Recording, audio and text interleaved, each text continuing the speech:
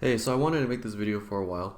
I get questions a lot on my camping videos about the location of my camping spots and how I found them. So I just wanted to kind of go through the process I use for finding camping spots. Sorry if you hear my dog in the background. She's sleeping here with me. Um, all the camping spots I've gone to have been in national forest. Uh, as far as I know, all the national forests allow dispersed camping. So these aren't like dedicated campsites or just small areas off forest roads and off hiking trails within national forest. Um, I do want to specify that there is a difference between something like a national park and a national forest. Usually, national forests are more for recreation. Like you'll see people shooting, riding like off-road vehicles, and um, doing things like that. National forests usually have some type of fee. They're much more controlled, and um, they're a lot more about conservation than recreation. Though there is a lot of recreation in national parks. Um, so for this video, I'm going to be focusing on national forests. There's a couple things you want to keep in mind. When you're looking for a campsite, you want something that has good tree coverage and isn't too exposed. A lot of these like kind of campsites out on like the top of mountains or hills are really exposed, and it could seem like it would be nice on paper, but once you get up there and the wind is blowing your stuff around and you have no cover from the sun, it just isn't that fun. Also, the further out you get from main roads and out of the city, the more likely you'll be able to find spots. But it will be harder to get out if you have a flat tire, your battery dies, or someone gets hurt. Just keep that in mind. You also don't want to pick a campsite in like a dry riverbed. You want to be somewhat familiar with the geography where you're at and the weather conditions. If you're not too sure, just call up your local like forest ranger station, tell them what you think about camping, and or even ask them for camping suggestions. Don't block roads. Like don't set up your tent in the middle of a road or a turnout. Most of these campsites are right off of a forest road, and you don't want to get ran over, and you don't want to block people that are trying to get out to other campsites. Okay, so I'm gonna look around here. This is very close, actually around here. Sorry, it's very close to Mount Rainier National Park, but it's actually part of Mount Baker Snoqualmie National Forest. So I've been on this road a couple times. I recommend you just drive around if you have some free time and kind of mark down forest roads off of main highways, and then come back later in Google Maps and then kind of just explore the little forest roads that break off of that. So let's cut down here. I am familiar with this. I remember writing it down last year. So I'm going to switch to satellite. And I'm just going to follow the roads and try to look for openings. So this looks like it could be a campsite. I'm looking for clearings. Sometimes you'll see tire tracks leading up. It's pretty obvious that people have camped there. You'll see fire rings. Just old. They just look like campsites from the sky. Let me keep looking. Try to find one here. Maybe this looks like it could have been a fire pit. So that's one. I think we'll find something a little better than that. It's a little hard to see, so let me go up here. Oh, okay. Oh, here, this is a good one. So this is off National Forest Division Road, 7200. It looks like there's a campfire. You can tell there's like a pull off right here where people have driven. So this is a good spot to mark. So I usually do what's here. It'll give you like coordinates. So I'll mark that. Then I'll switch to the Earth view. And this will kind of give you a better idea of what this site actually looks like. So let's see. If you hold control and click, it will let you move it around. So this looks kind of cool actually. It looks like it might have a view. It has some cover from behind. It also looks like there's trees surrounding it, so this might be a really good campsite actually. Yeah, so once I have this marked down, I'll save these coordinates.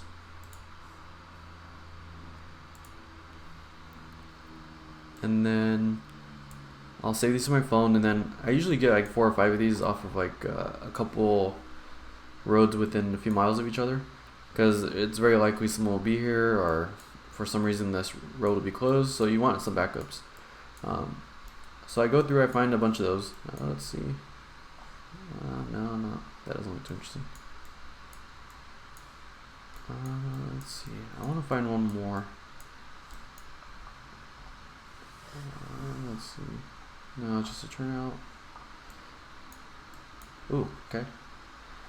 So this, you can tell there's a fire ring. You can see the tire tracks where people have driven around this. We're still at 3D mode. Mark this.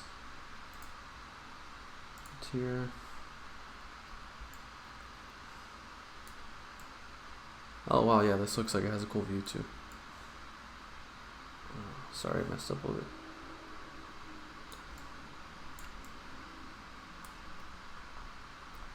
Let me get out 3D.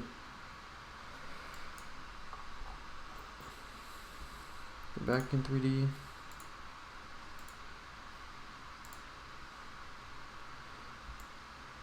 It also looks like this spot might have a view of Mount Rainier. It's kind of hard to get low. Oh yeah, maybe.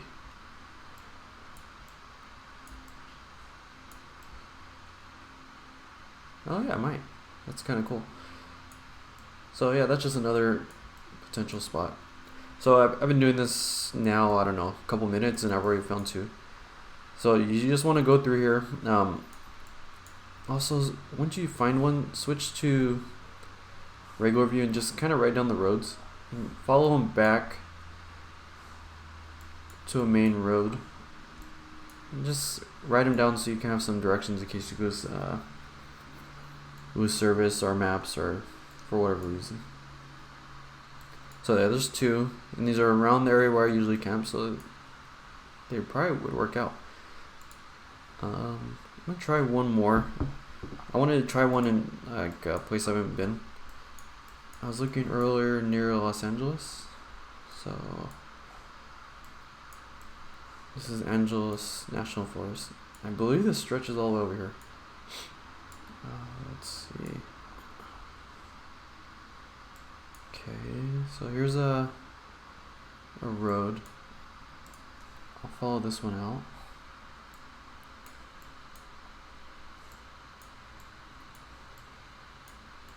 And I'm doing the same thing. I'm just looking for clearings. There's a lot less trees here, so you're gonna want to bring some kind of tarp or tent, or just some protection from the sun. And you also want to keep track of the weather and make sure there's no high winds, because that'll probably ruin your trip. This looks like something. Let me see. Oh no. Oh, maybe you could drive up over this and back here.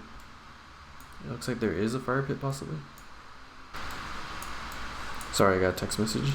Yeah, so going back to this, it looks like this is something you can drive over. It's possible. This looks like it could be a fire pit. So yeah, I would mark this down. Get the coordinates and just mark it as a possibility. Let me follow this road a little more. There's something there. I don't think that's. It's like a drainage thing. So no, don't see much here. This can be really boring. It's a little bit tedious at times, but it can be worth it if you find a really good campsite. So I'm just following this road. Oh, what's this? Okay. Oh, there's even a car here. So you obviously know you can get here. This is kind of cool. Let's see, let me mark this down. Coordinates.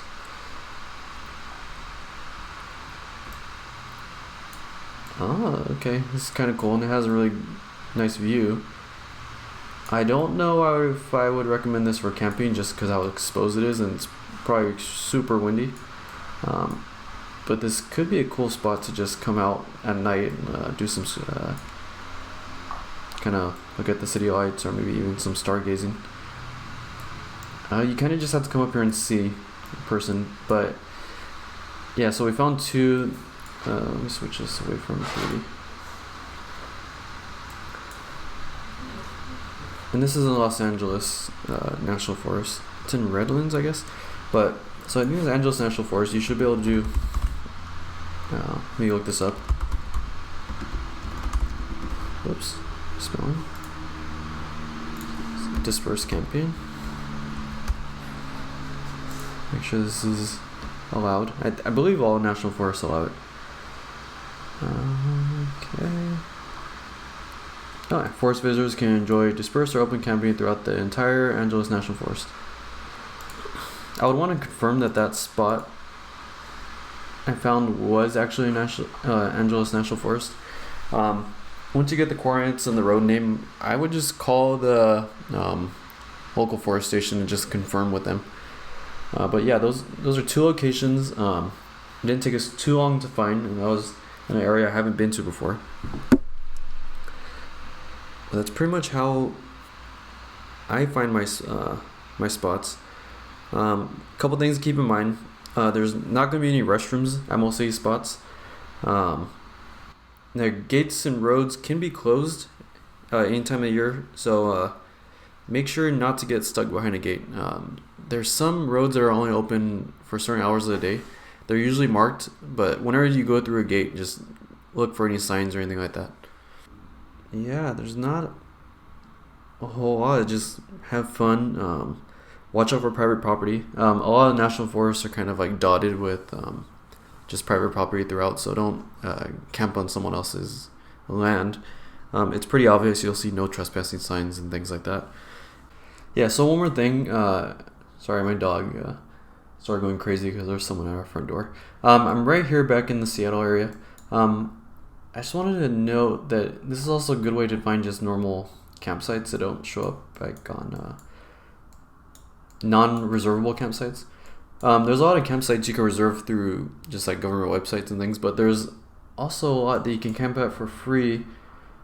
They actually have, they're like designated campsites that have restrooms and everything. So let me see. For some reason you have to really zoom in here, but here's an example of one. Let's see.